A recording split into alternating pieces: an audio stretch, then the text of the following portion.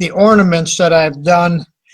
This is like a candle with the wax all melting all over. Got a Santa Claus one here that, and they're in fairly thin wood. And this is an angel that I did. So when I'm doing a bunch of them, I need a template. And for a while, I've been using a template, plexiglass. I found that what I like better than the plexiglass is this white board. It's a plastic that you can get. I get it from Home Depot. It is about maybe 1/8 of an inch, maybe closer to a 16th thick. Flexible, it's kind of rigid, very durable for making templates. And you can cut it with the scissors. That comes in handy too. So you can just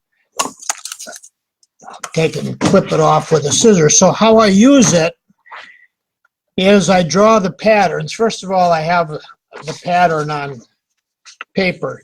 So if you want to copy this pattern, you can just freeze frame it, trace it. So when you go back and look at the video, I'll hold it kind of still here, get it centered a little bit. You can freeze frame it. Then you'll be able to make it any size you want. Just trace it right off of your computer screen. To transfer the pattern, then I just poke holes into the pattern with the plastic underneath, and then that gives me pattern on here. I just draw and connect the dots. I use an awl. What I do is when I draw it on here, then I take an awl and I punch the holes in all the features. So in other words, at the tips and the inside, and then I just lay this over the piece of wood, transfer the pattern.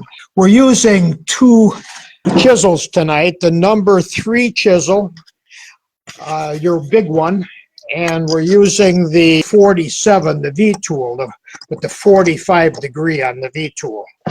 And I just take the awl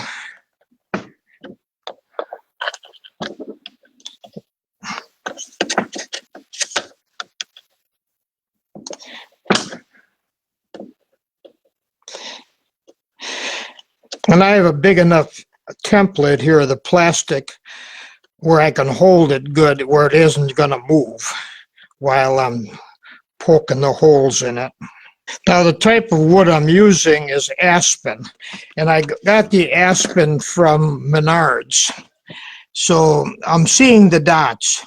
So I know what the pattern looks like, so I can just start drawing the thing in.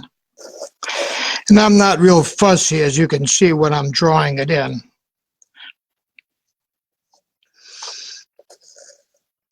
Now really this is going to end up being 2 because I'm going to saw the wood in half. So once I get the pattern drawn on, then I will take and saw it out.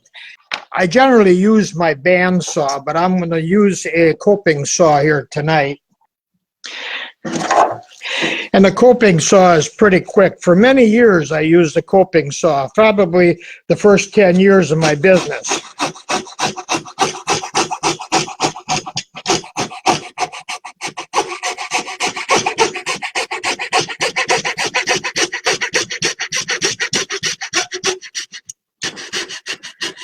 I love the very tight radiuses that you can make with the coping saw. Now I need to just reorientate the blade a little bit.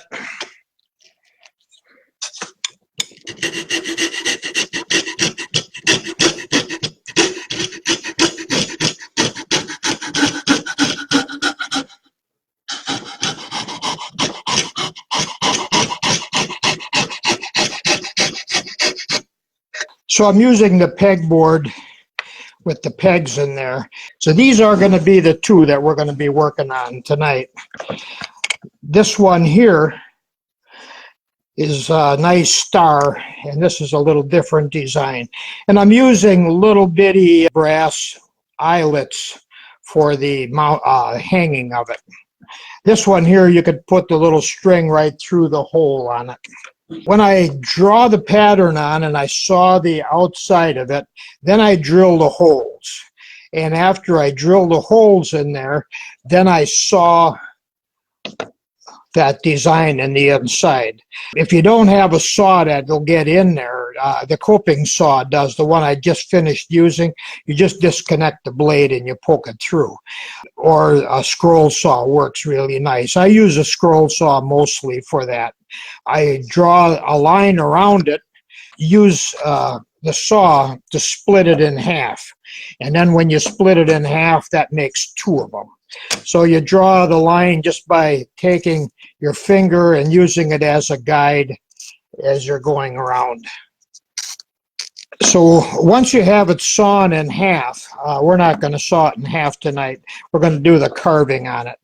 And so I've got a side that's sawn and a side that's smooth. So I'm going to put the smooth side down, and then I'm going to mark where the center is, and it's just an approximation, and create these lines, because these lines are going to be the high areas. Oh, it's going to go to here. So that is going to be these high ridges that I'm just drawing in now. And you start off with the V tool, and you're working right towards those slots that you cut in, right down the center of the slot. Then your large number 3 chisel.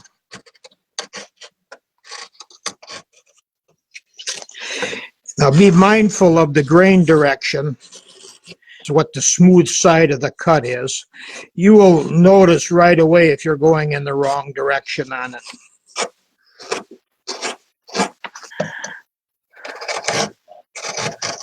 I'm shallow at the outside of the design, and as I get closer into the leaf of the star, I'm going deeper. So I'm going down at an angle, kind of dishing out the inside of that leaf of the star. Now this one, the grain is going this way, right across it in this direction. So I don't want to knock off that tip on there. So in coming down both sides, I'm going to come from the outside and come in.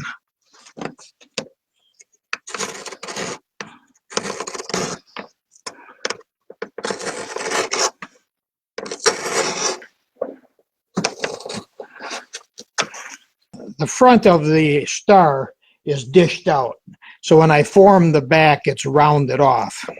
So I'm just going to flip it over.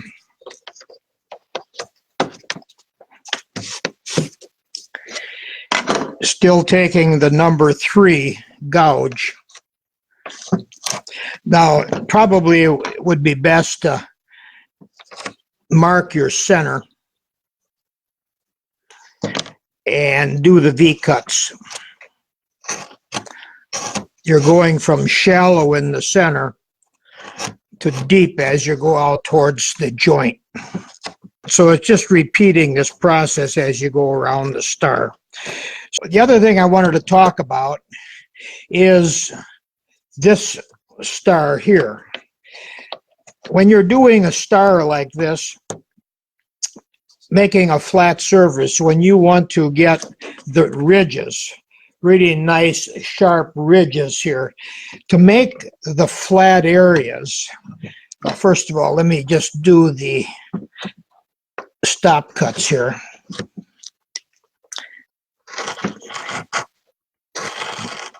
Instead of trying to make those surfaces really flat, what I do is I concave them.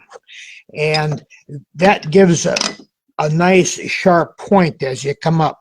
I'm a little bit off center with this line, so I want to keep that line like that. So the number 3 sweep gouge has got that really nice little hollow into it. It still looks flat, but it's a little concaved, and that makes it look like a real nice sharp edge at the top.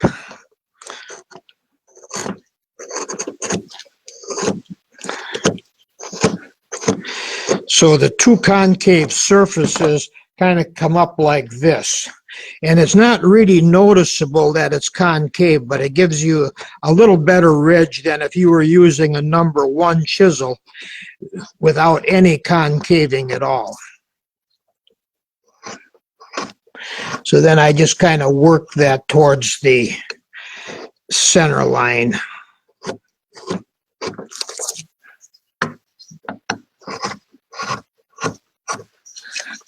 So it's a real nice Christmas project. We have a lot of carved ornaments on the tree, not only the ones that I've done, but we've collected from other carvers also. So almost our whole tree has got carved ornaments. So you just go around the whole star like that, and you can do both sides. This one here, I've done both sides.